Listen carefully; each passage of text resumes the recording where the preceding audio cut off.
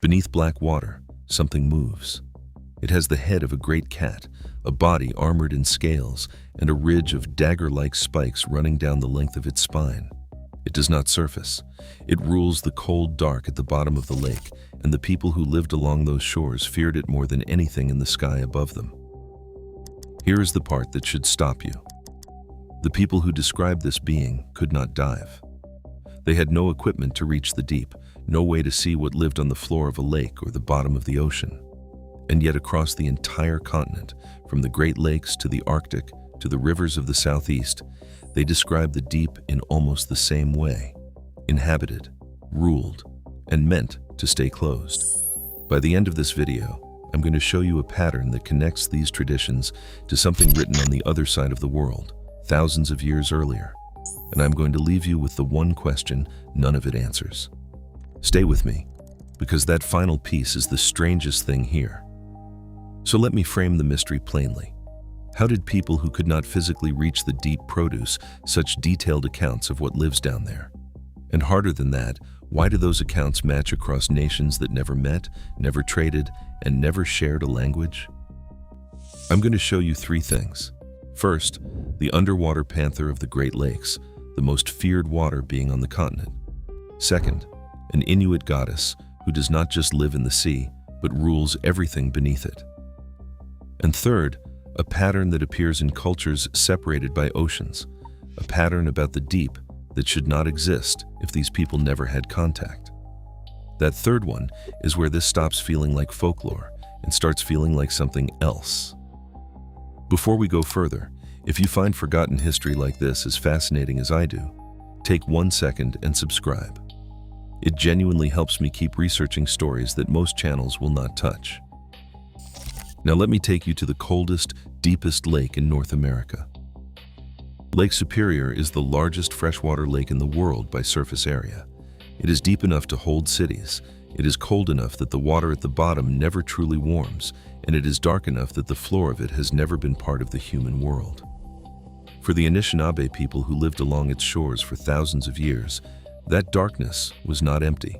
It had an owner. They called him Mishipeshu. The name is often translated as the Great Lynx, or more simply, the Underwater Panther. And the descriptions are remarkably consistent. He has the face and body of an enormous cat. His back and his long tail are covered in scales, like a fish or a serpent. Running down his spine is a ridge of spikes, sometimes described as saw teeth, sometimes as plates of solid copper. Some accounts give him horns. This was not a vague spirit. This was a specific being tied to specific water. Mishipeshu was said to live in the deepest parts of Lake Superior, and especially around Mishipeshu Island, a remote island far out in the cold water. And here's a detail that matters more than it first appears.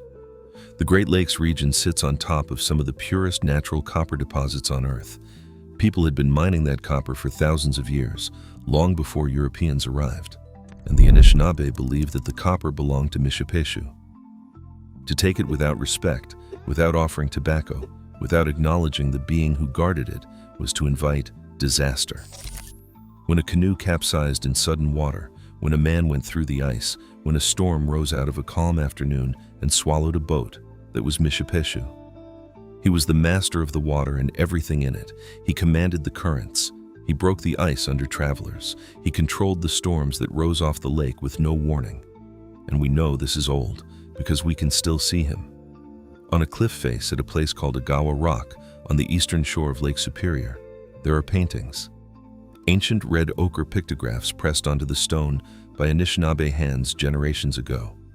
And among them is Mishipeshu, horns on his head, spines along his back, painted exactly as the oral traditions describe him. This is not a story someone made up last century. It was carved into the memory of a people and painted onto stone facing the water he was said to rule. He also had an enemy. In Anishinaabe cosmology, the world of the sky belonged to the thunderbirds, great beings of the upper world, and the thunderbirds and Mishipeshu were locked in eternal opposition, sky above, water below. The thunderbird could strike the panther with lightning. The panther could pull a man down into the dark. The living walked the middle ground between them. Hold on to that idea of an above and a below, because it is going to come back in a way you will not expect. But first, Mishipeshu was not the only ruler of the deep. Far to the north, in a place even colder and even more hostile, another people described something that makes a lake monster feel small. Because they did not describe a being in the water, they described a queen of the entire sea. Travel north from the Great Lakes, past the tree line, out onto the frozen edge of the world, where the Inuit have survived for thousands of years in one of the harshest environments any human beings have ever endured. Their lives depended almost entirely on the sea: seals, walrus, whales. Everything they ate, wore, and burned for light came out of that freezing ocean, and they believed that ocean and every animal in it answered to one being. Her name is most often given as Sedna, though she is called Nuliajuk in some regions, Takanaluk in others, Sana in others still. The name changes across the Arctic, but the role never does. Sedna lives at the bottom of the sea, not near it, not in it, at the very floor of the ocean, in the deepest, coldest dark, and she rules everything that swims above her. The story of how she got there is brutal, and the Inuit did not soften it. In the most widely told version, Sedna was a young woman who ended up in the freezing water beside her father's boat. As she clung to the side, her fingers were severed, and as those fingers fell into the sea, each one transformed. They became the seals, they became the walrus, they became the whales. Every sea mammal the Inuit hunted came from the body of the woman who sank to the bottom and became the mistress of the deep. Think about what that belief actually means for daily life. It means that when the hunt failed, when the seals did not come and starvation crept into the camp, that was not bad luck. That was Sedna. It meant she was displeased. It meant the animals, which were part of her, were being held back on the ocean floor. And so, the Inuit did something extraordinary. Their shamans, the Angakuk, would go into a trance and travel in spirit down through the water to the very bottom of the sea. There, they would find Sedna, and because in her grief her hair had become tangled and filthy and she had no fingers to comb it, the shaman would comb the hair of the goddess of the deep. They would soothe her. They would set her at peace.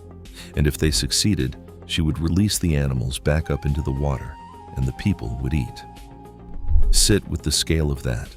This is not a monster guarding one lake. This is an entire underwater kingdom with a ruler on a throne at the bottom of the ocean, holding the fate of an entire people in her hands. The Anishinaabe described a being in the deep. The Inuit described a government of the deep. And these two peoples were separated by thousands of miles, by mountains, by tundra, by languages that share no common root. They did not meet. They did not trade these stories back and forth around a fire. And yet both looked at water they could never reach the bottom of, and both concluded the same thing. The deep is not empty. The deep is ruled. Now, you could explain two cultures as coincidence. Two peoples, two stories. Maybe just the natural human fear of dark water. That would be a reasonable thing to think. But it is not two cultures. And this is where I need you to pay very close attention, because the pattern is about to get much larger than North America. Let me widen the map. Go south from the Great Lakes, down into the river valleys of the American Southeast, where the Mississippian cultures built enormous earthen mounds 1,000 years ago. Their art survives on shell and copper, and among the most common images they left behind is a creature with the body of a cat and the tail of a serpent, sometimes horned. Archaeologists call it the Underwater Panther. It is, in nearly every meaningful detail, the same being the Anishinaabe painted onto the cliffs of Lake Superior, appearing in a culture hundreds of miles away that the Anishinaabe never lived among. Then look at the Cherokee, who told of the Uktena, a giant horned serpent that lurked in deep water and deep pools. Look at the Hopi of the desert southwest, who described Palulukang, a horned water serpent tied to springs and the underworld beneath the earth. Look at the Muskogee, who carried their own version of the horned serpent of the deep. Different nations, different languages, different landscapes, from frozen ocean to desert spring. And the same figure keeps rising out of the water, a horned or spined being that rules the deep and must be respected, appeased, or feared. Now step back even further and notice the shape underneath all of it. Across these unrelated nations, the same map of reality appears again and again. A world above, the realm of the sky and the thunder beings, a middle world where the living walk, and a world below, watery and dark, where powerful beings dwell and where the deep is ruled. Anthropologists have a name for this. They call it the three-tiered cosmos, and its consistency across cultures that had no contact is one of the genuine puzzles of the field. Here is where the chill sets in. That same three-part structure and that same idea of a ruled and bounded deep does not stay in North America. Open the ancient Book of Enoch, a Hebrew text thousands of years old and thousands of miles away. It describes Leviathan, a monstrous female being sent down to dwell in the abysses of the sea. The deep, in that tradition, is not open. It is a place where a great being is set and kept. Go into the oldest layers of the Hebrew scriptures and you find the word tehom, the deep, described again and again as something bounded, something set within limits. In the book of Job, the sea is given a command, told this far you may come and no farther. In the Psalms, the waters are shut up behind doors and bars. The deep, in the Old World, is a place that is confined on purpose, a place meant to stay closed. Now line it up. The Inuit place a ruler on the floor of the ocean. The Anishinaabe place a guardian in the deepest water. Nation after nation across two continents describes the deep as inhabited, ruled, and dangerous to disturb. And a Hebrew text on the far side of the planet describes the deep as a place where a great being is bound and the waters are shut behind doors. I'm not going to tell you these traditions are connected. I do not have proof of that, and anyone who tells you they do is selling something. What I'm telling you is that the pattern is real. It repeats across cultures that had no way to talk to each other, and it points in one direction every single time. The deep is not empty. The deep is inhabited, and the deep is meant to stay closed. Which brings us back to the question I planted at the very start of this video. I asked how people who could not reach the deep managed to describe what lives down there in such consistent detail. And now you have seen the shape of the answer, so let me give it to you as honestly as I can.